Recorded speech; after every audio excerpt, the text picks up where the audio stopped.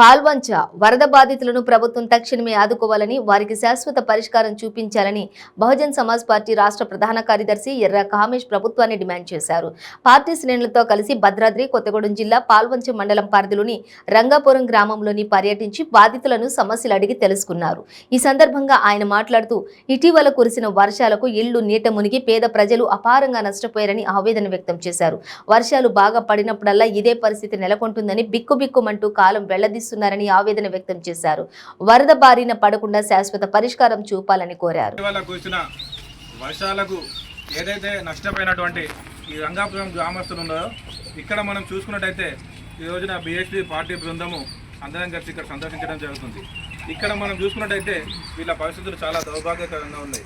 ఏదైతే ఇటీవల వర్షాలు పడినాయో ఇక్కడున్న కేటీపీఎస్ కిన్నెసాని గేట్లను అర్ధాంతరంగా ఎత్తడం వలన 1,00,000 క్యూసెక్ల నీళ్లు ఏదైతే ఎగువన ఉన్నటువంటి నీరు ఒకేసారి రావడం వల్ల తీవ్రమైన పంట నష్టం జరిగింది. ఇళ్లలో నీళ్ళు వచ్చి ఇల్లులు కూడా కొట్టుకుపోయినాయని చెప్తున్నారు. చిన్న చిన్న పిల్లలు ఉన్నారు ఇక్కడ, వీళ్ళకి కరెంటు సౌకర్యం లేకుండా పాములు కూడా ఇళ్లకు వచ్చినాయని చెప్తున్నారు.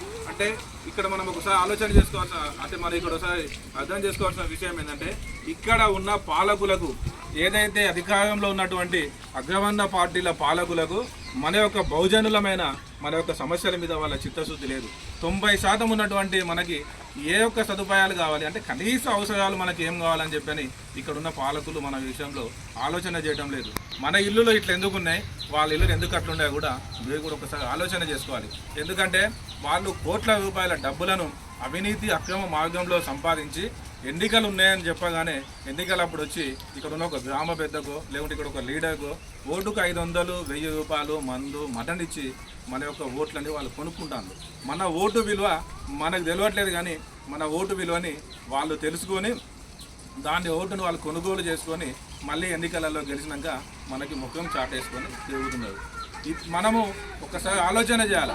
అంటే దీనికోసమే చర్చ జరగాలి. అంటే మనం ఎందుకు ఇట్లున్నామో వాళ్ళు ఎందుకు అట్లున్నారు, అంటే మన జీవితాలు చిన్నపాటి వర్షానికి మన ఇళ్ళకి నీళ్ళు వచ్చి మనకి ఏ విధమైన సదుపాయాలు లేకపోవడానికి కారణం ఏంటంటే కేవలం అది మన ఓటే. అంటే మన కోసం ఆలోచించే వ్యక్తిని, మన కోసం పోరాడే వ్యక్తులని ఓట్లేపియాలి. అంతేగాని అప్పటికప్పుడు వచ్చి డబ్బులు ఇచ్చి మన ఓట్లను కొనుగోలు చేసే వాళ్ళకి ఈసారి మీరు బుద్ధి చెప్పాలా. 90% పైన మనం ఉన్నాము, 10% కూడా లేదు వాళ్ళు. మనవి తెలంగాణ రాష్ట్రంలో చూసుకుంటే 1% కూడా లేనటువంటి కేసీఆర్ సామాజిక వర్గానికి 4 మంత్రి పదవులు ఇచ్చి కేసీఆర్ ముఖ్యమంత్రి అయ్యాడు. మనం ఎంతమంది ఉన్నాం, మనం ఎస్సీలము, ఎస్టీలము, బీసీలము, మైనార్టీలము, మనం 90% పైన ఉన్నాం. కానీ వాళ్ళు 10% కూడా లేదు, మన మీద పెత్తనం చేస్తాను.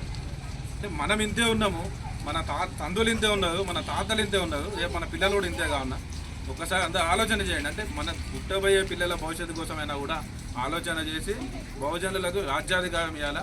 ఏదైతే ఇక్కడ జరిగినటువంటి రంగాపురంలో జరిగినటువంటి పంట నష్టము, ఇల్లులు నష్టం పైన వీళ్ళు ఉన్న బాధితులందరూ కూడా ప్రభుత్వం తక్షణమే ఆదుకోవాలి. మనం చూసినాం ఈ రోజులు అన్ని పత్రికలలో కూడా కేంద్ర బృందము సందర్శిస్తుంది. భద్రాద్రి కొత్తగూడెం జిల్లాకు వచ్చి వరద నష్టాన్ని అంచనా కోసం అంటున్నారు. అంటే మీ వరద నష్టం అంటే తూతు మంత్రంగా భద్రాచలం దగ్గర తీసుకుపోయి కొంతమంది పునరావాస కేంద్రంలో ఉన్న బాధితులను కలిపేయడం కాదు.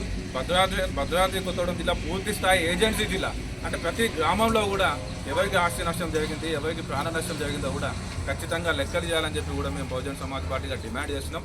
ఏదైతే ఈ నష్టం జరిగిన రంగాపురం గ్రామస్తులు ఉన్నారో వాళ్ళకి తక్షణమే ప్రభుత్వం 10,000 రూపాయల ఆర్థిక సహాయం అందించి భవిష్యత్తులో ఇటువంటి ఘటనలు జరగకుండా చర్యలు తీసుకోవాలని చెప్పి కూడా మనం చూసుకున్నట్టయితే కొత్తగూడెం అసెంబ్లీ పాల్వంచ మండలం రంగాపురం గ్రామంలో ఈ బానోతు నీల వారి ఇల్లు మనం చూసుకున్నట్టయితే ఇది వాళ్ళ పరిస్థితి. ఆమెకి సొంత ఇల్లు కూడా లేకుండా వాళ్ళ అన్నోళ్ళ ఇంటిగా ఉంటుందట. ఆమెకి 2 ఆడపిల్లలు. అంటే ఇక్కడ సదుపాయాలు మనం చూసుకున్నట్టయితే కనీసం వీళ్ళు పోవడానికి మరుగుదొడ్డి కూడా లేనటువంటి దుర్భాగ్యకరమైన పరిస్థితుల్లో ఇక్కడ ప్రజలు ఉన్నారు. అంటే మనం 75 సంవత్సరాలు దాటిందని చెప్పి గొప్పగా స్వతంత్ర సెలబ్రేషన్ చేసుకుంటే కాదు, పాలకులు ఒకసారి ఆలోచన చేయాలి. అంటే ఇటువంటి మారుమూల గ్రామాలను ఒకసారి సందర్శన చేయాలి. అంటే పాలకులకు ఏ విధంగా అయినా చిత్తశుద్ధి లేదు. ఎవరు ప్రజలు వాళ్ళకి ఏ అవసరాలు కావాలని చెప్పి ఎవరికి కూడా లేదు. అంటే మనము కూడా ఒకసారి ఆలోచన చేసుకోవాలి. అంటే వాళ్ళ ఇల్లులు ఇట్లుంటాయా, మన ఇల్లులో ఇట్లున్నాయా కూడా ఒకసారి మీరు కూడా ఆలోచన చేయాలి. అంటే మన ఇల్లులో ఎందుకు ఇట్లున్నాయి, వాళ్ళకి ఎందుకంత పెద్ద పెద్ద డాబాలు ఉన్నాయో కూడా ఆలోచన చేయాలి. అంటే ప్రభుత్వము మన కోసం ఆలోచన చేయడం లేదు. ఇక్కడున్న కేసీఆర్ ప్రభుత్వము 2018 ఎన్నికల కంటే ముందు నేను ముఖ్యమంత్రిని అయితే డబుల్ బెడ్రూమ్ ఇల్లులు కట్టిస్తానని చెప్పిండు. మీ గ్రామంలో ఎంతమంది డబుల్ బెడ్రూమ్ ఇల్లు ఇచ్చింది? ఒక్కరికైనా డబుల్ బెడ్రూమ్ ఇల్లు వచ్చిందా? దేశంలో ఇల్లే లేదు ఆడ, ఇంకా దేశంలో ఆడాడ ఉన్నాయి కానీ ఖచ్చితంగా ఈ కేసీఆర్ మన పేద పెద్దల కోసము ఎవరికైతే ఇల్లు లేని వాళ్ళు ఉంటారో మా బీఎస్పీ పార్టీ అధికారంలోకి వచ్చినాక 2 నెలల్లోనే ఇల్లులు కట్టించిస్తాం. కాబట్టి మీరు మాకు మద్దతు తెలిపి ఈసారి ఏనుగు గుర్తుకు ఓటేయండి. ఓకేనా?